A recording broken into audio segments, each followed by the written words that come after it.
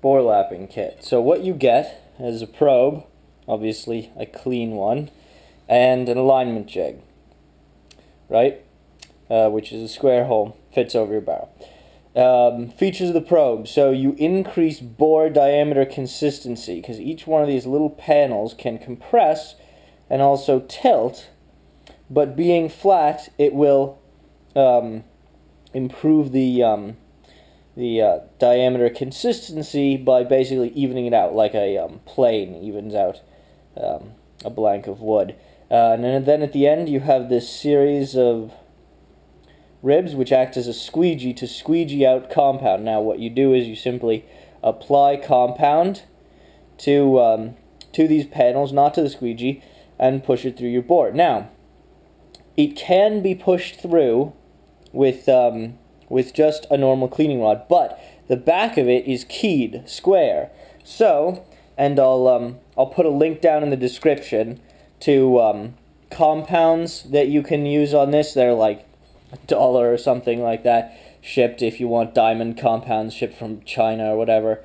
And I guess since people like McMaster, I'll try and source a square rod that's the right size on McMaster. But you can get a square rod like this a lot of hardware stores, and online multiple places, wherever, hobby shops. It's not an uncommon item. So, the way it works, you take this, and I'll also make sure to put specs down in the description for the rod.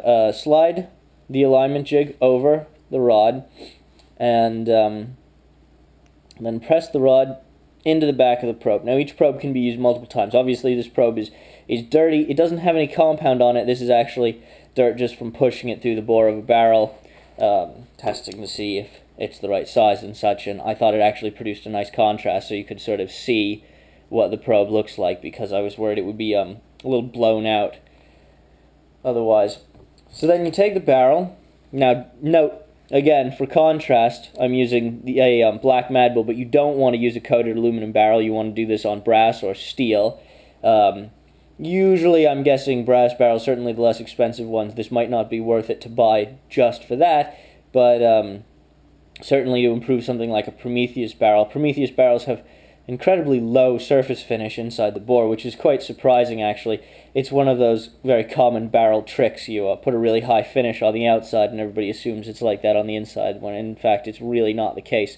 I'll do a subsequent video that shows the difference in what it does to the bore on another barrel. Okay, so we're at the muzzle end with the crown and everything. Just feed it in. Try not to rotate it as you feed it in. It will require a little push, because it should fit snugly. There we go. And then on there. Now here comes the clever part. So you now push the guide up onto the barrel. So this keeps your square rod, which is now keyed to the back of the probe, from rotating. Again, you can push this through with just a regular cleaning rod, but for the full effect you want to use the square rod, which just keeps it from rotating inside the barrel. So unlike a more traditional polishing, not only are you improving diameter consistency, you're not adding any spiraling, any sort of rifling or anything like that, which will throw spin or surface finish consistency off. And ultimately what you'll be creating is the series of micro scratches, which really is the result of any polish. You'll be putting those all in line with the direction of travel of the BB, which is not only improving surface finish, but improving on-axis spin production. So, here we go. Now you just feed it through. It'll require a little force, but just push, push, push. Doesn't take very long. Now we're going to start coming out. Nope. Note to self, or note to other people. You can leave your R-hop in for this, maybe. But if you pull it out, this one was just one I was playing with, it's probably best, since you don't want to damage it. So, there you go. And then it just pushes through, like that. And each probe can be used multiple times, of course, and as it should be, really. And you come back with your alignment jig, probe, rod, barrel, and just rinse, repeat, and then switch to finer compounds as needed to get the necessary surface finish. Again, I'll put links in the description down to recommended compounds and stuff. My guess, I've not completed experimentation on this yet in terms of what finish you want, but my guess is that you can finish off at something like 1.5 micron polycrystalline diamonds and get really great results.